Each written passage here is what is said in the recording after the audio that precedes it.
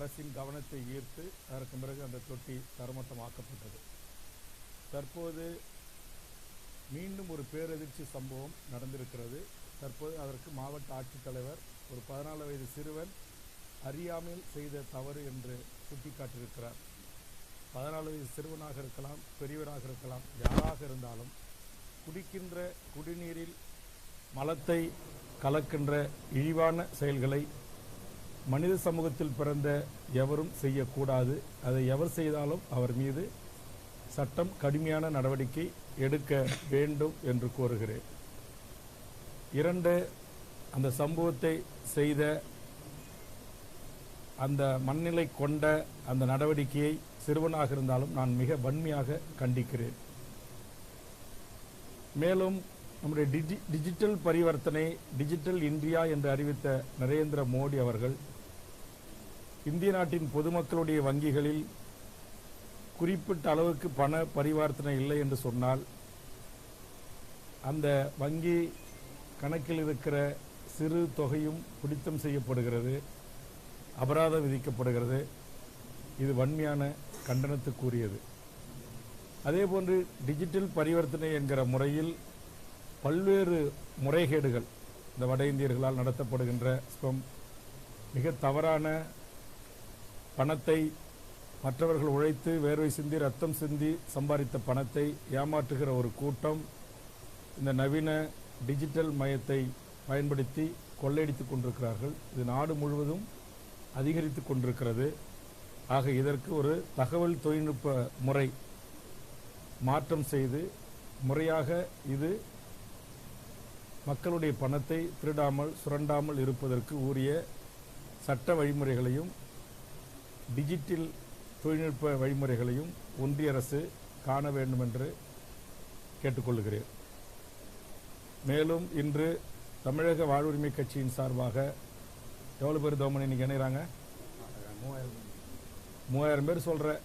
சரி, நான் அதில் ஒரு 1000 பேர் குறைச்சே சொல்கிறேன். ஒரு 2000க்கு மேற்பட்டவர்கள் பல்வேறு அரசியல் கட்சிகளில் இருந்து விலகி தமிழக வாழ்வுரிமை கட்சியில் இன்றைக்கு கட்சியின் முன்னணி தலைவர்களில் ஒருவராக இருக்கின்ற திரு தவமணி மற்றும் முன்னணி நிர்வாகிகளாக இருக்கின்ற திரு பிரசாந்த், திரு சரவணன் உள்ளிட்ட கட்சியினுடைய தருமபுரி மாவட்டத்தினுடைய மாநில, மாவட்ட, ஒன்றிய, நகர, பேரூர் பொறுப்பாளர்கள் அனைவருடைய முயற்சியோடு இன்று மாலை இந்த இணைப்பு விழா நடைபெற இருக்கிறது. இந்த நிகழ்வுக்காகத்தான் நான் இன்றைய தருமபுரி மாவட்டத்திற்கு வருகை தந்து உள்ளேன். வேற ஏதாவது கேள்வி இருந்தால் கேட்கலாம்.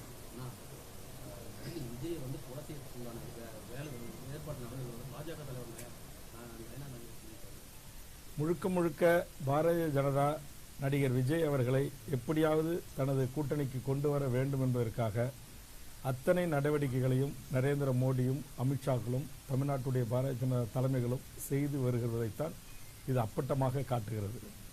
விஜய் அவர்களுக்கு அவர்களுடைய அரசாங்க கட்டுப்பாட்டில் இருக்கின்ற இந்தியாவில் எத்தனையோ தொழிலதிபர்கள், எத்தனையோ நடிகர்களுக்கு தராத ஒரு பாதுகாப்பை இங்கு ஒன்றிய அரசினுடைய பாதுகாப்பை, இந்திய நாட்டின் துணை ராணுவ பாதுகாப்பை ஏற்கனவே வழங்கியிருக்கிறார்கள்.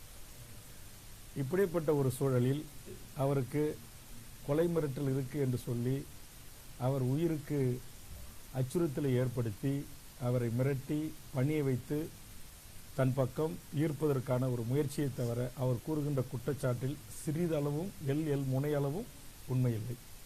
காரணம், தமிழ்நாட்டில் இருக்கிற பெரும்பான்மையான மாணவர்கள், இளைஞர்கள், பெண்கள் மத்தியில் அவருக்கென்று ஒரு ஈர்ப்பு இருக்கிறது. ஒரு ரசிகத்தன்மையோடு அவரை பார்த்தால் போதும் என்கிற மனநிலையோடு தான் தமிழக மக்கள் இருந்தார்கள் என்பதற்கு எடுத்துக்காட்டுதான் கரூர் சம்பவம். அவரை பார்க்க வேண்டும், எப்படியாவது நேரடியாக அவர் முகத்தை பார்த்துவிட வேண்டும் என்கிற ஆவலின் அடிப்படையில் தான் ஒருவர் மீது ஒருவர் விழுந்து, ஒருவர் மீது ஒருவர் ஏறி நின்று புகைப்படம் எடுத்து விஜயோடு செல்ஃபி எடுக்க முண்டியடித்து கூட்ட நெரிசல் ஏற்பட்டு விலை மதிப்பற்ற 41 உயிர்கள் பலியாகி இருக்கிறது. ஆக மக்கள் எந்த அளவுக்கு தமிழ்நாட்டு மக்கள் இந்தியாவிலும் பெரிதொரு நாட்டிலும் இல்லாத வண்ணம் ஒரு சினிமா மோகத்தன்பால் ஈர்க்கப்பட்டிருக்கிறார்கள். அப்படி ஈர்க்கப்பட்ட தனது கதாநாயகியை பார்ப்பதற்கு தங்கள் உயிரியை இன்றைக்கு துறந்திருக்கிற காட்சிகளை நாம் பார்க்கிறோம். ஆக அந்த அளவுக்கு மக்கள் நேசிக்கக்கூடிய ஒருவரை அதே மக்களால் உயிருக்கு அவர் அந்த மக்களுக்கு ஆறுதல் சொல்ல வந்தால் அல்லது நிவாரணம் கொடுக்க வந்தால் அதே மக்களால் உயிருக்கு ஆபத்து இருக்கும் என்று சொல்வது ஏற்புடையதல்ல. அது மக்களை அவமானப்படுத்துவது, விஜய் ரசிகர்களை அவமானப்படுத்துவது, தமிழக மக்களை அவமானப்படுத்துகிற ஒரு செயல். இதை ஏற்புடையதல்ல. இதை நான் கண்டிக்கிறேன். அடிச்சா கொண்டுட்டாங்க அப்படின்னா ஏற்கனவே குறிப்பிட்டது போல துண்டை கழுத்தில் போட்டு முறுக்கி கொண்டாங்க, மயக்க மருந்து ஸ்ப்ரேயை வச்சு எல்லாருக்கும் அடித்து கொண்டாங்க, கத்தியால் குத்தினாங்க, 1000 ரவுடிகள் இறக்குமதி செய்யப்பட்டார்கள் என்றெல்லாம் சொன்ன உண்மைக்கு மாறான பொய்யான அந்த செய்திகளுக்கு ஒரே ஒரு சான்று ஆவணம். நீங்கள் இத்தனை தொலைக்காட்சி இங்கே இருக்கிறீங்க, இத்தனை தொலைக்காட்சி படம் பிடித்திருக்கிறீங்க, 60 ட்ரோன் கேமரா எடுக்கப்பட்டிருக்கு, சினிமா கேமராக்கள் அங்கு பதிவு செய்யப்பட்டிருக்கின்றன, காவல்துறை உளவுத்துறை பதிவு செய்யப்பட்டிருக்கு. ஒரே ஒரு கேமராவில் ஒரே ஒரு கத்தியோட ஒரு பொதுமக்களை குத்தியதாக அல்லது கழுத்தை அறுத்ததாக, அப்படி பொதுமக்கள் ரத்தம் சிந்தி அங்கு இறந்ததாக ஒரே ஒரு சான்றாவணம் காட்ட முடியுமா? அரசியல் காரணங்களுக்காக எப்படி வேண்டுமானாலும் பேசலாம், எப்படி வேண்டுமானாலும் பிற அரசியல் கட்சிகள் மீது குற்றம் சுமத்தலாம் என்கிற இழி செயலை இழிப்பிறவிகள் தான் செய்வார்கள். அப்படிப்பட்ட இழிப்பிறவிகளிலிருந்து வாயிலிருந்து வருகின்ற வார்த்தைகள் தான் இவை. அது ஓட்டா மாறுமா மாறாதா என்பதை வருகின்ற சட்டமன்ற தேர்தல் 2020 தான் தெரிய வரும். இப்போதைக்கு 2026 தான் தெரிய வரும். இப்போதைக்கு நாம் கணிக்க முடியாது. ரசிகர்களாக விஜயை பார்த்தால் போதும் என்கிற மனநிறைவோடு வருகின்ற மக்கள் அவருக்கான அரசியல் கட்சிகளில் உறுப்பினராகி அவருக்கான வாக்களிக்கக்கூடிய வாக்காளர்களாக மாறுவார்களா மாற மாட்டார்களா என்பதை 2026 சட்டமன்ற தேர்தல் முடிவுக்கு பிறகுதான் தெரிய வரும்.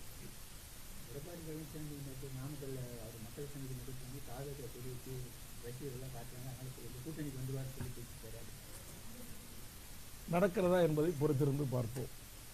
விஜய் தற்போது வெளியில் வர முடியாத ஒரு சூழலில் இருக்கிறார். அதனால் அவருடைய ரசிகர்கள் அவருடைய தலைவரை ஆதரித்து பேசியவர்கள் கூட்டங்களுக்கு கொடியோடு சென்று கொடியசைத்திருக்கிறார்கள்.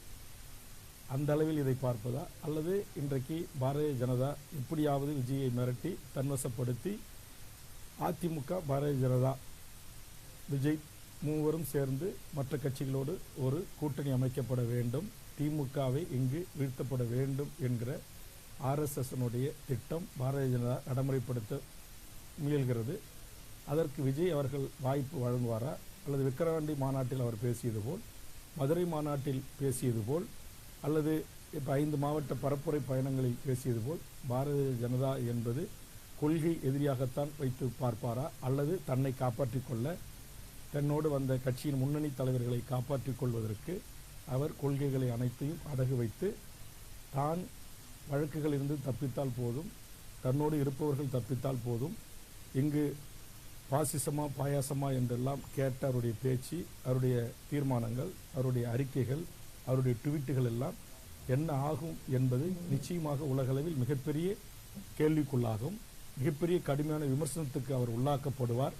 இதையெல்லாம் தெரியாதவராக விஜய் இருப்பாரா, இல்லை தன்னை காப்பாற்றிக் கொள்ள 41 உயிர் பலியானதற்கு தான் தாமதமாக வந்ததும், தன்னை பார்க்க வந்த ரசிகர்களும் தன்னை பார்க்க வந்த பொதுமக்களும் இதில் இறந்திருக்கிறார்கள். அதனால் இதற்கான குற்றச்சாட்டு நீதிமன்றத்தால் ஏற்கனவே கடுமையாக சுட்டிக்காட்டப்பட்டிருக்கிறது. விஜய் இதற்கு தார்மீக பொறுப்பேற்க வேண்டும் என்று சுட்டிக்காட்டப்பட்டிருக்கிறது. இப்படி ஒரு சூழலில் நேர்மையான மூத்த IPS அதிகாரி திரு அஸ்ராக் கார்க், நம்முடைய தருமபுரி மாவட்டத்தில் காவல் கண்காணிப்பாக இருந்தவர், லஞ்சம், லாவண்யம், ஊழல், சாதி மத பிரச்சனைகளில் ஈடுபடாத ஒருவர், அவருடைய தலைமையில் அமைக்கப்பட்டிருக்கிற SIT-னுடைய அறிக்கையின் அடிப்படையில் இப்போது கிடைக்கப்பட்டிருக்கிற ஆதாரங்கள், பத்திரிகை, மீடியாக்கள், கலாய்வுகள் கிடைக்கப்பட்டிருக்கிற ஆதாரங்களின் அடிப்படையில் நாம் வசமாக மாட்டிவிட்டோம், இதிலிருந்து தப்பிப்பது கடினம், அதனால் இந்தியாவை ஆண்டு கொண்டிருக்கிற மோடி அல்லது அமித்ஷாவிடம் சரண்டர் ஆனால் மட்டுமே தான் நாம் காப்பாற்றப்படுவோம் என்கிற நிலைக்கு தள்ளப்படுவாரா, இல்லை மக்களுக்காக, தன்னை நேசித்த ரசிகர்களுக்காக, தன்னை நேசித்த தமிழக மக்களுக்காக ஒருபோதும் நான் பாசிச பாரதிய ஜனதாவோடு RSS கும்பலோடு நான் கைகோர்க்க மாட்டேன், தனித்து நின்று மக்களை சந்திப்பேன் என்று துணிந்து முடிவெடுக்கப் போகிறாரா? தன் மீது வழக்கு போட்டாலும் அல்லது தன் சார்ந்த கட்சியின் 2ஆம் கட்ட தலைவர்கள் மீது வழக்கு போட்டாலும் அதை சட்டத்தின் துணை கொண்டு நான் எதிர்கொள்வேன். கண்டிப்பாக ஊழல் ஆட்சி என்று விமர்சனம் செய்த எடப்பாடியோடும் கூட்டணி வைக்க மாட்டேன், மதவாத சக்திகளான பாரதிய ஜனதாவோடும் கூட்டணி வைக்க மாட்டேன் என்கிற நிலைப்பாட்டில் திரு விஜய் அவர்கள் உறுதியாக இருக்கிறாரா? தன்னை காப்பாற்றிக் கொள்வதற்கு கொள்கைகளை அனைத்தையும், கோட்பாடுகளையும், லட்சியங்களையும் பாரதிய ஜனதாவிடம் அடகு வைப்பாரா என்பது காலம்தான் பதில் சொல்லும். இல்லை, அது நம்ம கணிக்க முடியாது. இன்னைக்கு தான் அரசியலில் எதுவுமே நடக்கலாம். அதான் அவர் எல்லாமே இதிலிருந்து தன்னை காப்பாற்றிக் கொள்வதற்கு என்ன நடவடிக்கைகள் இருக்கோ அத்தனை நடவடிக்கைகளும் அவர் ஈடுபடுகிறார்.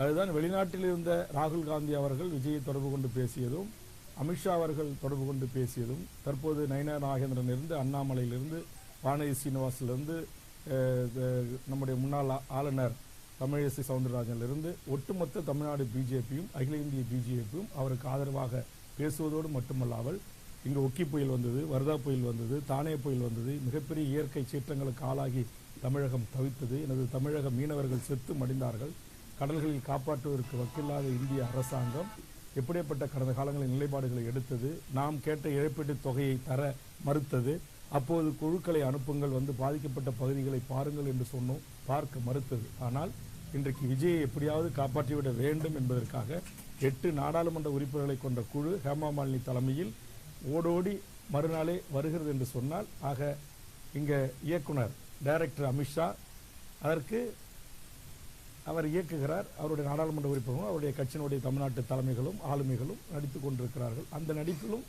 திரு விஜய் பங்கு ஏற்பாரா இல்லையா என்பது அவருடைய கொள்கை சார்ந்த உறுதிமிக்க நிலைப்பாட்டில்தான், அவர் எடுக்கின்ற முடிவில்தான் தெரிய வரும்.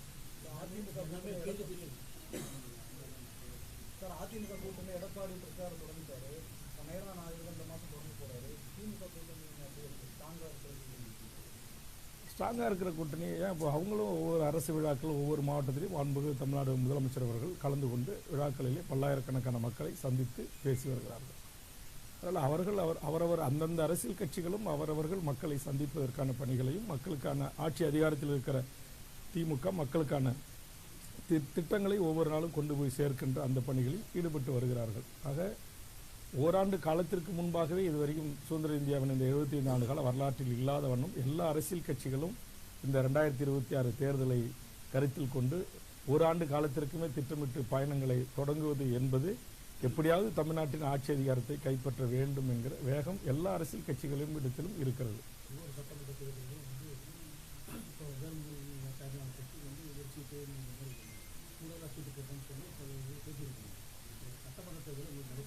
கண்டிப்பாக தமிழக வாழ்வுரிமை கட்சி உங்களுக்கு தெரியும், கடந்த 14 ஆண்டுகளமாக மிகப்பெரிய ஒரு வளர்ச்சியை நோக்கி தமிழக வாழ்வுரிமை கட்சி வளர்ந்து கொண்டிருக்கிறது. இன்றைக்கு கும்மிடிப்பூண்டியில் தொடங்கி கன்னியாகுமரி வரையிலும் இந்த ஓராண்டு மட்டிலும் 1 லட்சத்துக்கும் மேற்பட்ட இளைஞர்கள், புதிய வரவுகள் எமது கட்சியில் இணைந்திருக்கிறார்கள். ஆக இன்றைக்கு என்னுடைய முகநூல் பக்கத்தை பார்க்கின்ற பத்திரிகை ஊடக நண்பர்கள், பின்தொடர்களுக்கு தெரியும், இது உண்மைக்கு மாறான செய்தி அல்ல.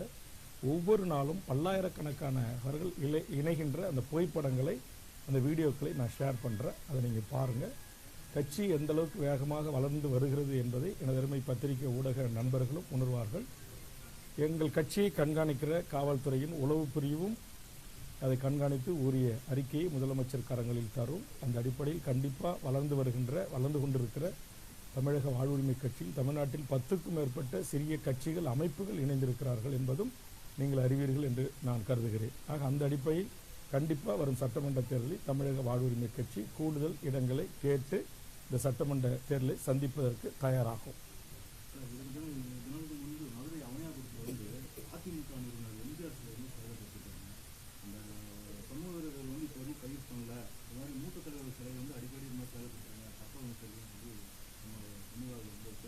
இல்லை, அதான் நான் சொல்கிறது. இப்போ இந்த சோழவந்தன் தொகுதியில் ஒரு மேல்நிலை நீர்த்தேக்க தொட்டியில் மலம் கலந்ததாக இருக்கலாம், எம்ஜிஆர் சிலை அவமானப்படுத்துவதாக இருக்கலாம், புரட்சியாளர் அம்பேத்கர், தந்தை பெரியார், சமூக நீதிக்காக பாடுபட்ட எண்ணற்ற தமிழ் சமூகத்தின் தலைவருடைய சிலைகள் சேதப்படுத்துவது, அவமானப்படுத்தப்படுவது, அசிங்கப்படுத்துவது ஒரு காலத்திலும் ஏற்றுக்கொள்ள முடியாது.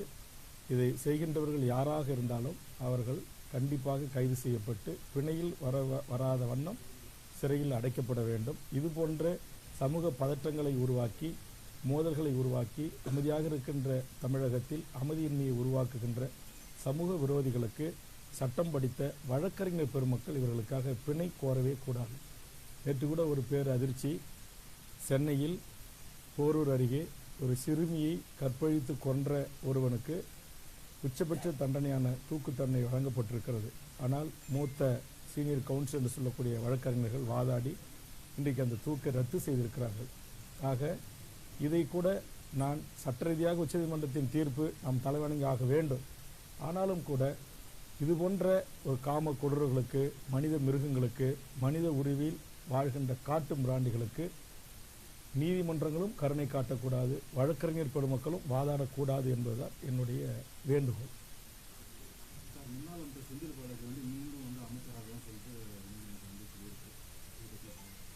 உச்சநீதிமன்றம் சொல்லியிருக்கு, அது உச்சநீதிமன்றத்தின் ஒரு கருத்தாகத்தான் நான் பார்க்கிறேன். நம்முடைய இந்திய அரசியலமைப்பு சட்டத்தில் உச்சபட்ச அதிகார மையம் உயர்நீதிமன்றங்கள், உச்சநீதிமன்றங்கள், மாவட்ட நீதிமன்றங்கள், அமர்வு நீதிமன்றங்கள். ஆக அது நீதிமன்றம் அவருடைய வழக்கு ஒரு விசாரணைக்கு வந்தபோது அப்படி ஒரு கருத்தை வெளியிட்டிருப்பதாக பார்க்கிறேன். அது நடக்குமா நடக்காதா, அவரை அமைச்சராக ஆக்கலாமா ஆக்கக்கூடாதா என்கிற அனைத்து முடிவும் எடுக்கக்கூடிய முழு அதிகாரம் பெற்றவர் தமிழ்நாட்டுடைய முதலமைச்சர். தன்னுடைய அமைச்சரவையில் யாரை சேர்க்க வேண்டும், யாரை நீக்க வேண்டும் என்கிற முழு அதிகாரம் நம்முடைய இந்திய அரசியலமைப்பு சட்டம் மாண்புமிகு மக்களால் தேர்ந்தெடுக்கப்பட்டு சட்டமன்ற உறுப்பினர்களால் தேர்வு செய்யப்பட்ட மாண்புமிகு தமிழக முதலமைச்சருக்கு உரிய தனித்த அதிகாரம். அதில் ஆளுநரோ ஜனாதிபதியோ பிரதமரோ வேறு எவரும் தலையிட முடியாது.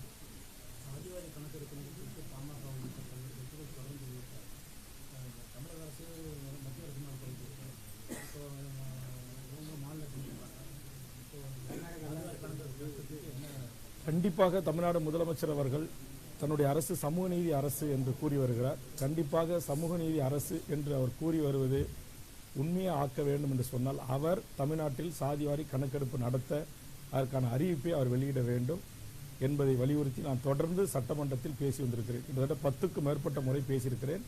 பல முறை கவன ஈர்ப்பு தீர்மானம் கொண்டு வந்து வாதிட்டிருக்கிறேன். ஆனால் தற்போது ஒன்றிய அரசு தான் சாதிவாரி கணக்கெடுப்பை நடத்தும் என்று அறிவித்திருக்கிறது. ஆனால் ஒன்றிய அரசு எடுக்கும்போது எடுக்கட்டும், அதற்கு முன்பாக கர்நாடகத்தை, ஆந்திராவை, தெலுங்கானாவை, மகாராஷ்டிராவை பின்பற்றி, பீகாரை பின்பற்றி தமிழ்நாடு முதலமைச்சர் முன்னுதாரணமாக இதில் ஒரு வழிகாட்டி தலைவராக இருந்து சாதிவாரி கணக்கெடுப்பை நடத்தி தமிழ்நாட்டில் இருக்கிற அனைத்து சமூகங்களும் அவரவர்களுடைய எண்ணிக்கை ஏற்றவாறு கல்வி, வேலைவாய்ப்பு உரிமை வழங்கப்பட வேண்டும். அது வழங்கினால் மட்டும்தான் இங்கு அனைத்து மக்களுக்கும் சமநீதியும் சமூக நீதியும் கிடைக்கும். இல்லை என்றால் இப்போ ஒரு குறிப்பிட்ட சாதியே உச்சநீதிமன்ற உயர்நீதிமன்றத்தில் 90% நீதிபதிகளாக இருக்கிறார்கள். இந்தியாவில் இருக்கிற 250க்கு மேற்பட்ட பல்வேறு துறை தலைவர்கள், துறை செயலாளர்களில் ஒரு குறிப்பிட்ட சமூகமே 90% இடங்களை பெற்றிருக்கிறது. 176 நாட்டுக்கான தூதர்களில் ஒருவர் கூட ஓபிசி என்று சொல்லக்கூடியவர்களோ எஸ்சி எஸ்டியை சார்ந்தவர்களோ இல்லை. ஒரு குறிப்பிட்ட முன்னேறிய சமுதாயத்தினர் தான் இந்த உயர் பதவிகளில் இருக்கிறார்கள். இது இந்தியா போன்ற ஜனநாயக தன்மை உள்ள ஜனநாயக நாட்டில் ஒரு குறிப்பிட்ட சாதியை வெளியுறவுத்துறை செயலாளராக, பார்லிமெண்ட் செக்ரட்டரியாக, பிரதமரின் செயலாளராக, வெளிநாட்டின் தூதர்களாக, சட்டத்துறை செயலாளர்களாக இருப்பது என்பது ஜனநாயகத்திற்கு ஏற்புடையது அல்ல. ஆக உண்மையான ஜனநாயகம் என்றால் அனைத்து சாதி மக்களுக்கும் அவரவர்களுடைய கல்வி தகுதிக்கு ஏற்றவாறு எல்லா பதவிகளும் எல்லாருக்கும் பகிர்ந்து பிரித்து அளிக்கப்பட வேண்டும். அவர்கள் அனைவரும் சேர்ந்து இந்திய நாட்டினுடைய ஆட்சி அதிகாரத்தில் கவனம் செலுத்தினால்தான் இந்த இந்தியா என்கிற இந்த தேசம் முன்னேறும். அதற்கான வாய்ப்பை இந்திய நாட்டின் தலைமை அமைச்சர் நரேந்திர மோடி அவர்கள் ஏற்படுத்தி தர வேண்டும் என்று தமிழக வாழ்வுரிமை கட்சி வலியுறுத்துகிறது. தமிழ்நாடு அரசு தொலைக்காட்சிகளை, ஊடகங்களை எக்காரணத்தை கொண்டும் கட்டுப்படுத்த அல்லது கட்டுப்பாட்டில் வைத்துக்கொள்ள முயலக்கூடாது. இந்தியாவிலேயே நாடாளுமன்றங்களிலும் சட்டமன்றங்களிலும் நாடாளுமன்ற உறுப்பினர்களுக்கு நிகராக, சட்டமன்ற உறுப்பினர்களுக்கு நிகராக நாங்கள் அமர்ந்திருக்கிற அறையில் இதற்கென்று பிரத்யேக இருக்கைகள் அமைக்கப்பட்டு சட்டமன்ற நடவடிக்கைகளை, நாடாளுமன்ற நடவடிக்கைகளை கண்காணிப்பதற்கு அதிகாரம் பெற்ற ஒரு அமைப்பு என்றால் அது எனது அருமை பத்திரிகை ஊடக துறைதான். சட்டமன்றங்களில் அமரக்கூடிய அளவுக்கு அவருக்கு முக்கியத்துவம் கொடுத்துவிட்டு நாடாளுமன்றத்தினுடைய இரு அவைகளிலும் எங்களோடு சமமாக அமர்கின்ற, இன்னும் சொல்லப்போனால் எங்களை விட ஒரு படி மேலே மாடம் அமைத்து மேலே உட்கார்ந்து ஒட்டுமொத்த சட்டமன்ற நடவடிக்கைகளை, சட்டம் இயற்றுகின்ற நடவடிக்கைகளை, அமைச்சருடைய பதில் உரைகளை, சட்டமன்ற உறுப்பினர்களை, கேள்விகளை தொகுத்து மறுநாள் நாடு முழுவதும் மக்களுக்கு கொண்டு சேர்க்கிட்ட ஒரு மகத்தான பணி. நம்முடைய இந்திய அரசியலமைப்பு சட்டத்தினுடைய மிக போற்றலுக்குரிய புரட்சியாளர் அம்பேத்கரிலிருந்து காந்தியிலிருந்து எண்ணற்ற தலைவர்கள் நம்முடைய பத்திரிகை ஊடகத்துறை ஒரு 4வது தூண், ஒரு 4வது பில்லர் என்று போற்றியிருக்கிறார்கள், பாராட்டியிருக்கிறார்கள். அந்த 4வது தூண் இந்தியாவில் மோடி ஆட்சியிலும் சரி அல்லது நம்முடைய தமிழ்நாட்டில் ஆண்ட எந்த ஒரு அரசு காலகட்டத்திலும் ஒடுக்குமுறைக்கோ அடக்குமுறைக்கோ ஆளாக்கக்கூடாது. புதிய தலைமுறை தொலைக்காட்சி ஒருவேளை அரசு கேபிள் இருந்து எடுக்கப்பட்டு அது தமிழ்நாடு முழுவதும் தெரியவில்லை என்றால் அது ஏற்புடைய செயல் அல்ல. தமிழ்நாடு முதலமைச்சர் உடனடியாக அது போன்ற தவறு நேர்ந்திருந்தால் அதை சம்பந்தப்பட்ட செய்தி பிரிவு இயக்குநருக்கு அறிவுறுத்தி உடனடியாக அரசு கேபிளில் எப்போதும் இருந்தது போல் இருப்பதற்கான வாய்ப்பை உருவாக்கி தர வேண்டும் என்ற வேண்டுகோளை முன்வைக்கிறேன். அதே மாதிரி பத்திரிகை ஊடகங்களுக்கும் சமூக பொறுப்பு இருக்கு. நீங்களும் சமூக பொறுப்போட சில பத்திரிகை ஊடகங்கள் நடந்து கொள்ள வேண்டும். நீங்க ஒரு திரைப்பட நடிகர், அவர் இரவு தூங்க போனார், இரவு இடையில் 3 நேரம் சிறுநீர கைக்கு எழுந்தார், கழிவறைக்கு சென்றார், குளியலறைக்கு சென்றார், கேரோவனில் ஏறினார், கேரோவனில் இறங்கினார், விமான நிலையத்திற்கு வந்தடைந்தார், விமானத்தை ஒன்றுக்கு நடக்கிறார், விமான நிலையத்தில் இருந்து இறங்கி நடந்து விமானத்துள் ஏறி அமர்ந்து விட்டார். இப்போது திருச்சியில் விமானம் வட்டமடித்துக் கொண்டிருக்கிறது, இன்னும் சிறிது நேரத்தில் இறங்க போகிறது, இறங்கி இன்னும் சாலை வழியாக அவர் நாமக்கலை நோக்கி பயணிக்க போகிறார். அதோ அவர் வருவதற்காக காத்திருக்கிறது அவருடைய வாகனம், இதோ அவர் வருவதற்காக அவர் பஸ் காத்திருக்கிறது, அவர் கேரோவன் காத்திருக்கிறது என்றெல்லாம் அவர் பின்னாடியே கேமராவை தூக்கி கொண்டு அலைந்து திரிந்து எனதருமை உடல் உழைப்பு தொழிலாளியாக இருக்கிற பத்திரிகை நண்பர்களை அவருடைய சுயமரியாதைக்கும் தன்மானத்துக்கும் இழக்கு ஏற்படுத்த போல் பத்திரிகை முதலாளிகள், ஊடக முதலாளிகள் தயவு செய்து எனதருமை பத்திரிகையாளர்களை ஓட விடாதீங்க. இது அவரவருடைய சுயமரியாதை தன்மானம் சார்ந்தது. திருச்சி விமான நிலையத்தை அடிச்சு நொறுக்கி ஒரு கும்பல், ரசிக கும்பல் அடாவடி செய்து கேட்க போன பத்திரிகையாளர்களை தாக்குறாங்க. NTTV இந்தியாவுடைய ஒரு மூத்த பத்திரிகையாளர், ஊடக நண்பர், அவருடைய கழுத்துல துண்டை போட்டு தலையில துண்டை போட்டு கட்டி முறுக்கி இழுக்கிறாங்க. அவர் செய்தியை தொகுத்து வழங்க அனுமதிக்க மாட்டேன்றாங்க. இப்படியேப்பட்ட அந்த கூட்டத்திற்கு எதற்கு நீங்கள் இவ்வளவு முக்கியத்துவம் கொடுக்குறீங்க? தமிழ்நாட்டில் எத்தனையோ அரசியல் கட்சிகள் இருக்கு, அமைப்புகள், இயக்கங்கள் இருக்கு. உயிரை கொடுத்து மக்களுக்காக மண்ணுக்காக போராடுறாங்க, அடி வாங்குறாங்க, உத வாங்குறாங்க, ரத்தம் சிந்துறாங்க, வேர்வை சிந்துறாங்க, சிறைப்படுறாங்க. ஆனா அவர்களுக்கெல்லாம் கிடைக்காத ஒரு முக்கியத்துவத்தை திரைத்துறையிலிருந்து வருகின்ற நடிகர்களுக்கு தருகின்ற எனதருமை பத்திரிகை முதலாளிகள் நீங்கள் திருந்த வேண்டும். எனதருமை பத்திரிகையாளர்களை அவமானப்படுத்தாதீங்க. உங்களுக்காக உழைக்கின்ற உடல் உழைப்பு தொழிலாளராக இருக்கின்ற இவர் இங்கிருந்து திருச்சியிலிருந்து கிளம்பின அடுத்த நிமிடமே நூற்றுக்கணக்கான பத்திரிகையாளர்கள் போய் அவர் வீட்டில் காத்து கிடக்க வைக்கிறீங்க. அவர் வர்ற வரைக்கும் எதுக்கு?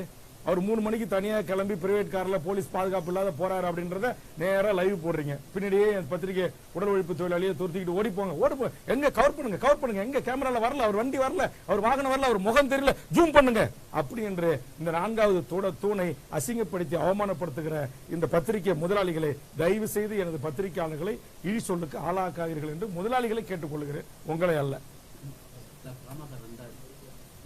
அது அன்புள்ள அப்பா, அன்புள்ள மகனுக்குமான பிரச்சனை.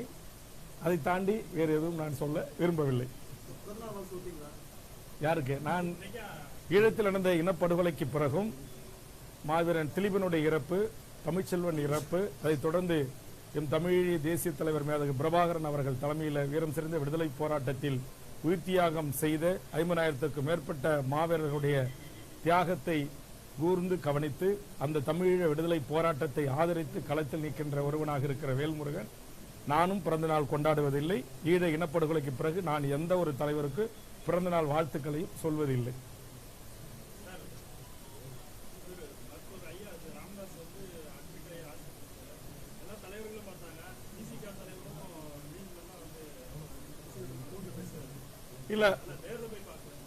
இல்ல அவர் ஐசியூல இருந்தாரு, அவருடைய அன்பு மகனே பார்க்க முடியவில்லை என்று வெளியில வந்து தகவல் சொன்னார். அந்த அடிப்படையில் நான் பார்க்கல. ஆனா அவர் வந்து எனக்கான நான் இருந்த 30 ஆண்டு காலம் அவருடைய கட்சியில நான் ஒருங்கிணைந்த கடலூர் மாவட்ட செயலாளராக, மாநில துணை பொதுச் செயலாளராக, மாநில இளைஞணி செயலாளராக, மாநில அமைப்பு செயலாளராக, கட்சியினுடைய 2வது தலைவராக, கட்சியினுடைய இணை பொதுச் செயலாளராக பணியாற்றிய ஒருவன். அப்படி எனக்கு கட்சியில் பதவிகளை தந்து 2 முறை என்னை சட்டமன்ற உறுப்பினராக்கிய மருத்துவர் ராமதாஸ் ஐயா அவர்கள் எல்லா வளமும் பெற்று நோய் நொடியின்றி பல்லாண்டு காலம் 12 காலம் வாழ வேண்டும் என்று நான் இயற்கையை வேண்டிக் கொண்டிருக்கிறேன். அந்த தகவலை அவரோடு இருக்கிற என்னோடு பேசுகின்ற நண்பர்களுக்கும் சொல்லிவிட்டேன். நன்றி.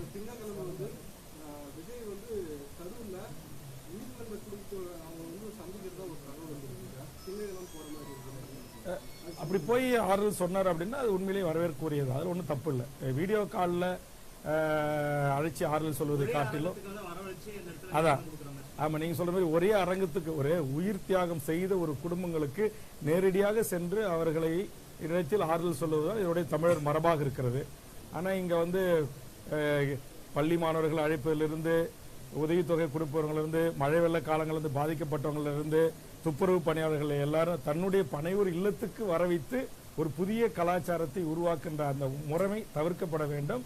திரு விஜய் அவர்கள் தாராளமாக கரூருக்கு சென்று அந்த பாதிக்கப்பட்ட குடும்பங்களுக்கு நேரடியாக ஆறுதல் சொல்வார் என்று சொன்னால் அது உண்மையிலேயே வரவேற்கக்கூடியதான், பாராட்டுக்குரியதான்.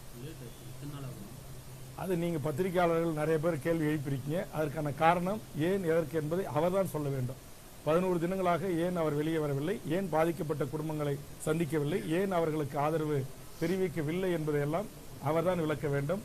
சிபிஐ விசாரணையை அஜித்தினுடைய படுகொலையை கடுமையாக விமர்சித்த திரு விஜய் அவர்கள் தற்போது இந்த கரூர் சம்பவத்தை சிபிஐ விசாரிக்க வேண்டும் என்பது கோருவதனுடைய இருக்கிற உள்நோக்கம் அல்லது அதில் இருக்கிற மர்மம் இவற்றையெல்லாம் அவர்தான் விளக்கணும். சிபிஐயை கடுமையாக விமர்சித்து பேசியவர் தான் இதே மேடையில் கூட பேசியிருக்கிறார். அப்படி பேசியவர் இன்னைக்கு இந்த வழக்கில் எஸ்ஐடி விசாரிக்க கூடாது, ஓய்வு பெற்ற உயர்நீதிமன்ற நீதியரசர் அருணா ஜெகதீசன் விசாரிக்க கூடாது, சிபிஐ தான் விசாரணைக்கணும்னு மதுரை உயர்நீதிமன்றத்தில் முறையிட்டாங்க. இருவர் அமர்வு நீதிபதி அந்த மனுவை தள்ளுபடி செய்து விட்டது. இப்ப உச்சநீதிமன்றத்தில் போய் சிபிஐ கேட்கறதுடைய நோக்கம், ஹேமாமாலினி வருகை தந்தனுடைய நோக்கம், இன்னைக்கு அண்ணாமலை சொல்லியிருக்கிற கருத்து, நயனா நாகேந்திர சொல்லியிருக்கிற கருத்து, இது எல்லாம் எதை காட்டுகிறது என்பதை போக போக தெரிய வரும். கண்டிப்பாக ஒரு நாள் உண்மை வெளியே வந்து ஆகும். பூனைக்குட்டி கண்டிப்பா ஒரு நாள் வெளியே வரும். நன்றி.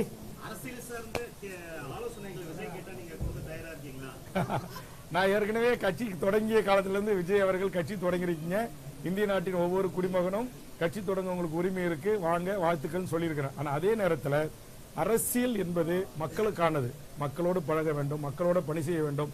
மக்களுக்கு ஒரு பிரச்சனை என்றால் மக்களோட போய் நின்று களத்தில் இறங்கி போராட வேண்டும். அவருடைய இன்ப துன்பங்களில் பங்கெடுக்க வேண்டும். சாவு, வாழ்வு, கர்மாதி, படத்திறப்பு விழா, கல்யாணம், காது குத்தி, முப்பூசப்படையிலிருந்து எல்லாவற்றிலும் மக்களோட மக்களாக இருந்து பணி செய்ய வேண்டும். அதுதான் அரசியல். அதை விட்டு திரைப்படத்தில் நாம் நடித்திருக்கிறோம். மிகப்பெரிய ஒரு புகழ் வெளிச்சம் இருக்கிறது. அதை பயன்படுத்தி அதனால் ஈர்க்கப்பட்ட அந்த மக்களிடம் வாக்குகளை பெற்று இந்த நாட்டுடைய அரியாசனத்தில் அமரலாம் என்று விஜய் எடுக்கிற அந்த முடிவு தவறான முடிவு. அதனால் விஜய் அவர்களை ஒரு 10 ஆண்டு காலம், 15 ஆண்டு காலம் அல்லது குறைந்தபட்சம் ஒரு 5 ஆண்டு காலமாவது நீங்க மக்களோடு மக்களாக மக்கள் பிரச்சனைகளுக்காக வீதிக்கு வாங்க. எல்லா மாவட்டத்துக்கும் பயணம் செய்யுங்க. முதல்ல சென்னையில் இருக்கிற பத்திரிகையாளர்களை சந்திங்க. ஒவ்வொரு மாவட்டத்துக்கும் சென்று அங்க இருக்கிற பத்திரிகை ஊடக நண்பர்களை சந்திங்க. அவரோட ஒரு நல்ல நட்புறவை நீங்க வைத்துக் கொள்ளுங்க. அவங்க அந்த மாவட்டத்தில் இருக்கிற பிரச்சனைகளை, மக்களுக்கான பிரச்சனைகளை உங்களுக்கு சொல்லுவாங்க. அதனூடாக அதிலிருந்து நீங்க அரசு நோக்கி கேள்வி கேளுங்க. அதிலிருந்து அறிக்கையை தயார் செய்யுங்க. அப்படி என்று ஏற்கனவே நான் பல அறிவுரைகள் அல்ல, அது பல கருத்துக்களை நான் வெளியிட்டிருக்கிறேன். ஆனா அவர்கள் அதையெல்லாம் எதை குத்தி கிஞ்சித்தும் கவலை கொள்வதில்லை. எங்களுக்கு ஒரு பெரிய ரசிகர் கூட்டம் இருக்கு. நாங்க தவறே செஞ்சாலும், நாங்க என்ன மாதிரி தப்பா பேசினாலும் அதையெல்லாம் பொருட்படுத்த மாட்டாங்க. எங்க மேல இருக்கிற கிரேசி, இந்த சினிமா மோகத்தின்பால் தமிழ்நாட்டு மக்கள் எங்களை வாக்களிப்பார்கள். எங்களை 2026 நேரா சேஞ்சாஜ் கோர்ட்ல இருக்கிற முதலமைச்சர் இருக்கையில உட்கார வைப்பாங்க அப்படின்ற ஒரு நம்பிக்கை அவருக்கு இருக்கு. அந்த நம்பிக்கை சரியானதா? இந்த நம்பிக்கை ஆரோக்கியமானதா?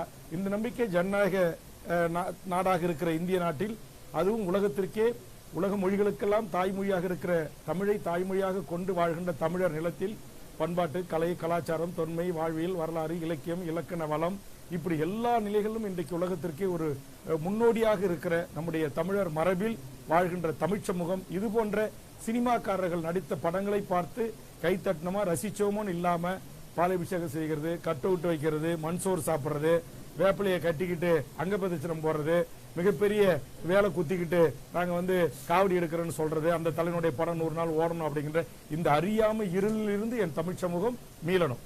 விஜய் தமிழ்நாட்டுக்கு என்ன செய்திருக்கிறார், தமிழக மக்களுக்கு என்ன செய்திருக்கிறார்? காவேரி பிரச்சனை, முல்லை பெரியாறு, பாலாறு, சாதிவாரி கணக்கெடுப்பு, சமூக நீதி, வேங்க வயல், இப்ப ஸ்டெர்லைட் துப்பாக்கி சூடு, இப்படி அடுக்கடுக்காக தமிழ்நாட்டில் நடைபெறுகின்ற சமூகங்களுக்கு குறித்து விஜயனுடைய கருத்து என்ன? இப்ப செய்யூர் ஷிப்காட்டை குறித்து என்ன? நாங்க கடலூர் ஷிப்காட்டெல்லாம் பாதிக்கப்பட்டிருக்கோம், எங்களுக்கான ஆதரவு குரல் என்ன? என்எல்சி இன்னைக்கு ஆயிரக்கணக்கான போலீஸை குறித்து எங்களுடைய மக்களை கட்டாயப்படுத்தி நில ஆர்ஜிதம் செய்வதற்கு துடித்துக் கொண்டிருக்கிறது மத்திய அரசு. சிஎஸ்எஃப் வைத்துக் கொண்டு, துணை ராணுவத்தை வைத்துக் கொண்டு, அதற்கு எதிராக விஜயனுடைய கருத்து என்ன? அதானி துறைமுகத்திற்கு எதிரான விஜயனுடைய கருத்து என்ன? இங்க தமிழ்நாட்டில் மாசு அதிகமாக இருக்குது. நீ கன்னியாகுமரி, தூத்துக்குடி, தென்காசி போன்ற திருவள்ளியில் இருக்கிற மலைகளையே உடைத்து இன்றைக்கு கனிம வள கொள்ளை பெரிய அளவில் நடந்து கொண்டிருக்கிறது. அதை தடுப்பதற்கு விஜய் அவருடைய போராட்டம் என்ன? இதுபோன்று மக்கள் சார்ந்த, மண் சார்ந்த, தமிழ் சமூகத்தின் வாழ்வுரிமை சார்ந்த சிக்கல்களில் விஜய் அவர்கள் கருத்து சொல்லி மக்களோடு சேர்ந்து அவர் கைகோர்த்து போராட வந்தால் அவரோடு சேர்ந்து கைகோர்த்து போராடுவதற்கு நாங்கள் தயாரா இருக்கிறோம். ஆனா அவர் என்ன சொல்றாரு, அதெல்லாம் எதுவும் செய்ய வேணாங்க, நேரா எல்லாரும் என் கூட வாங்க, நான் உங்களுக்கு கூட்டணி மந்திரி சபையில் இடம் தரேன், நான் முதலமைச்சரா போய் சென்னை சேஞ்சார்ஜ் கோட்டையில உட்கார்றேன் வாங்க அப்படின்னு சொல்லி அழைக்கிறாரு. இது சாத்தியமில்லாதது, இது நடைமுறைக்கு ஒவ்வாத ஒரு செயலாகத்தான் நான் பார்க்கிறேன். அதனால தான் நான் விஜய் தலைமையிலான கூட்டணியில் இடம்பெறுவதற்கு நான் முண்டி அடித்துக் கொண்டு நான் செல்லவில்லை.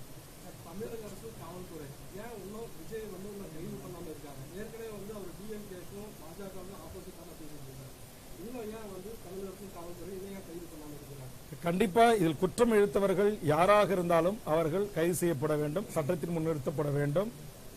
ஓய்வு பெற்ற நீதியரசர் தலைமையிலான இந்த குழுவினுடைய அறிக்கை, எஸ்ஐடியினுடைய அறிக்கை கிடைக்கப்பெற்றவுடன் கண்டிப்பாக தமிழ்நாடு முதலமைச்சர் அவர்கள் அந்த அறிக்கையின் அடிப்படையில் இதில் தவறு இழுத்தவர்கள் யாராக இருந்தாலும் அவர்கள் கைது செய்யப்பட வேண்டும் என்கிற கருத்தை நான் நடந்த அன்றே மறுநாள் 27 நடந்து 28 காலை நான் கிருஷ்ணகிரியில் பத்திரிகையாளர்கள் இது போன்ற நூற்றுக்கணக்கான பத்திரிகை ஊடக நண்பர்களை அழைத்து என்னுடைய கருத்தை பதிவு செய்திருக்கிறேன். அந்த கருத்து தான் இப்போதும் என்னுடைய கருத்து. யாராக இருந்தாலும் இதிலே தவறு இழுத்தவர்கள் கைது செய்யப்பட வேண்டும், சட்டத்தின் முன்னிறுத்தி தண்டிக்கப்பட வேண்டும் என்பதுதான் தமிழக வாழ்வுரிமை கட்சியினுடைய நிலைப்பாடு. அதைத்தான் இன்றைக்கு தமிழ்நாட்டில் இருக்கிற முன்னணி எல்லா பத்திரிகை எடிட்டோரியல்ஸ், தினமணி தலையங்கமாக இருக்கட்டும், நீங்க இந்து ராமா இருக்கட்டும், விஜய் சங்கர் சாரா இருக்கட்டும், நக்கிரன் கோபாலா இருக்கட்டும், நீங்க பல்வேறு ஜென்ராமா இருக்கலாம், திரு மணி மூத்த பத்திரிகையாளராக இருக்கலாம், திரு லட்சுமி சுப்பிரமணியனாக இருக்கலாம், இதுமாரி எண்ணற்ற தமிழ் சமூகத்தில் திரு ஐயநாதன் போன்ற எல்லா பத்திரிகை ஆசிரியர்களும், தமிழ்நாட்டுக்கு இன்டலெக்சுவல் செக்ஷன், அறிவுஜீவிகள், பத்திரிகை ஆசிரியர் பெருமக்கள் எல்லாருமே இதற்கு விஜய்க்கு பொறுப்புண்டு, விஜய் பொறுப்பேற்கணும், யாராக இருந்தாலும் சட்டத்தின் முன் நிறுத்தப்பட வேண்டும் என்று சொல்லியிருக்கிறார்கள். இன்னைக்கு உயர்நீதிமன்றம் சுட்டிக்காட்டிருக்கிறது, அந்த வேனை ஏன் நீங்க பறிமுதல் செய்யல, ஏன் அந்த சிசிடி கைப்பற்றல அப்படின்னு. ஆனா இன்னை வரைக்கும் அந்த வேனு காவல்துறை கைகளை ஒப்படைக்கப்படல, அந்த சிசிடி காட்சிகள் ஒப்படைக்கப்படல. அதே மாதிரி 60 ட்ரோன் கேமராக்கள் படம் பிடித்ததாக செய்தி வந்திருக்கிறது, அந்த 60 ட்ரோன் கேமராக்கள் ஒப்படைக்கப்படல. இன்றைக்கு ஆதவ் அர்ஜுன் தான் அதுக்கு தேர்தல் பணிக்குழு பொறுப்பாளர், அவர் இன்னைக்கு டெல்லியில போய் இருக்கிறாரு, அவருக்கு சம்மன் அனுப்பி காவல்துறை வழக்கை விசாரித்ததாக தெரியவில்லை. அதனால அண்ணன் திருமாவளவர்கள் அவர்கள் சொன்ன அந்த ஏற்கனவே சொன்ன ஒரு கூற்று, ஏன் விஜய் அவர்களோடு திராவிட முன்னேற்ற கழகம் இணக்கமாக இருக்கிறதா என்று அவர் எழுப்பி அந்த கேள்வியில் உண்மை இருக்கிறது, நியாயம் இருக்கிறது என்று நான் கருத்து தெரிவித்திருக்கிறேன். அது தப்பு, இடிச்சிச்சு நீங்க சொல்லாதீங்க. இல்ல இடிச்சிச்சுக்கு நீங்க இப்ப எனக்கு விஷுவல் காட்டுங்க. இடிக்கல இல்ல இல்ல அத சொல்லுங்க. அதாவது திருமாவளவன் வண்டியும் அந்த டூ வீலர் இடிக்கல, அந்த டூ வீலரும் திருமாவளவன் வண்டியில போய் மோதல. ஆனா அவர் சைட்ல இருந்து பார் கவுன்சில இருந்து டூ வீலர்ல வெளியில வராரு. வெளியே வரும்போது விடுதலை சிறுத்தைகள் தலைவருடைய வண்டி வெளியில வருது. அவர் ஆர்ன் அடிக்கிறாங்க, அவர் ஒதுங்கல, திரும்ப அப்படி சென்டரா போய் கிராஸ் பண்ணி நிறுத்திட்டு திருப்பி ஏதோ ஒருமையில ஏதோ பேசுறாரு. அதை கோவப்பட்ட கூட அந்த தொண்டர்கள் அந்த வண்டியை தள்ளி விடுறாங்க, ரோட்டில் விழுந்துருது. அதில் விடுதலை சிறுத்தை தலைவருக்கு பாதுகாப்பு தன்னுடைய கட்சி தோழர்கள் ஒரு இருவர் அவரை அடித்திருக்கிறார்கள். அது அனைத்து பத்திரிகை ஊடகங்களிலும் வந்திருக்கிறது.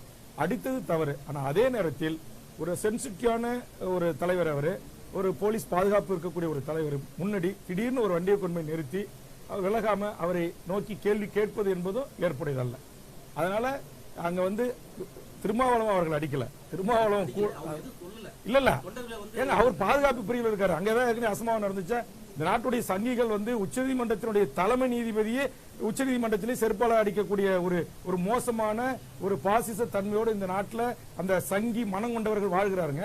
அப்படிப்பட்ட சூழல் ஒரு தலைவர் டக்குன்னு இறங்க முடியுமா? இறங்க முடியாது. அவர் பாதுகாப்பு பிரிவில் வேற இருக்கிறாரு. உடனே அங்க இருக்கிற அவருடைய பாதுகாப்பு காவலர்கள் அவரை காப்பாற்றி பார் கவுன்சில கொண்டு போய் அவரை அமர வச்சிடறாங்க. அதனால அவரு திருமாவளவன் அவருடைய வண்டி அந்த இருசக்கர வாகனத்தை மோதல. அவர் வண்டி இப்ப நான் போற ஒரு கட்சியினுடைய தலைவர், எனக்கு நிறைய லைஃப் த்ரெட்டன் இருக்கு, போலீஸ் பாதுகாப்பு இருக்கு. எப்படி திடீர்னு ஒரு டூலர் நிறுத்தி திரும்பி மறைச்சு எசிமான வார்த்தைகளை திட்டினாலோ வழி விடாம மறுத்தாலோ எனக்கு இருக்கிற பாதுகாப்பு அதிகாரிகளோ என்னுடைய சொந்த பாதுகாப்பு தம்பிமார்களோ அந்த வண்டியை அப்புறப்படுத்த முயற்சிப்பாங்க. ஆனா அவர் கை நீட்டி அடிச்சுட்டாங்க, அது தவறு, அது நான் மறுக்கல. அதான் இல்ல இல்ல அல்ல அது அதுக்கு அவருடைய தொண்டர்கள் அவருக்கு இசட் பிரிவு பாதுகாப்பு, விஜய்க்கு நீங்க ஒய் பிரிவு இசட் பிரிவு எல்லாம் கொடுக்குறீங்க, ஒரு எம்பியா இருக்காரு, ஒரு தலித் மக்களுக்கான ஒரு தலைவரா இருக்காரு, அவருக்கு பல கட்டங்களில் லைஃப் த்ரெட் ஏற்பட்டிருக்கு. அதனால என்னுடைய தலைவரை பாதுகாப்பு எங்களுக்கு ஒரு இசட் பிரிவு கொடுங்க, ஒய் பிரிவு கொடுங்கன்னு மறியல் பண்ணி போராடி கேட்பது, அது அந்த தொண்டருடைய உணர்வுக்கு அதை நம்ம மதிப்பளிக்கணும், அதை நம்ம கொச்சப்படுத்தக்கூடாது.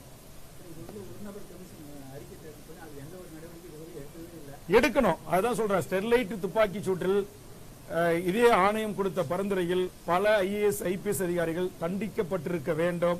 ஆனால் அவர்களை தண்டிக்கப்படுவதில்லை. இங்க இந்த பியூரோக்ரசி சிஸ்டம் தமிழ்நாட்டில் எப்படி இயங்குதுன்னா, ஒரு IPS அதிகாரி இன்னொரு IPS காப்பாற்றுகிறார், ஒரு IAS அதிகாரி இன்னொரு IAS காப்பாற்றுகிறார். இன்னும் சொல்ல போனால் இங்க RSS IAS IPS அதிகாரிகள் தமிழ்நாட்டில் அதிகமாக இருக்கிறாங்க. அவர்கள் இங்கு திமுக அரசுக்கு நட்பெயர் வந்துவிடக் கூடாது என்கிற உள்நோக்கத்திலும் ஒரு சில உயர் அதிகாரிகள் RSS அதிகாரிகள் செயலாற்றி கொண்டிருக்கிறார்கள் என்பதை நான் பகிரங்கமாக குற்றம் சாட்டுகிறேன். ஆக இங்கு ஸ்டெர்லைட்ல தண்டிக்கப்பட வேண்டிய அந்த ஆட்சித்தலைவர், அந்த SP, அந்த DIG, அந்த IG யாரும் இதுவரைக்கும் தண்டிக்கப்படவே இல்லை. சாதாரண 2 கான்ஸ்டபிள், ஒரு SI, ஒரு இன்ஸ்பெக்டர் மேல நடவடிக்கை எடுத்துட்டு தமிழ்நாடு அரசு தப்பித்துக் கொள்வது ஏற்புடையது அல்ல. அங்கே அதே மாதிரி தான் 15க்கும் மேற்பட்ட அப்பாவி மனித உயிர் பலியாகி இருக்கிறது. அதற்கு காரணமானவர்கள் அனைவருமே தண்டிக்கப்பட வேண்டும் என்பதுதான் தமிழக வாழ்வுரிமை கட்சியினுடைய கோரிக்கை.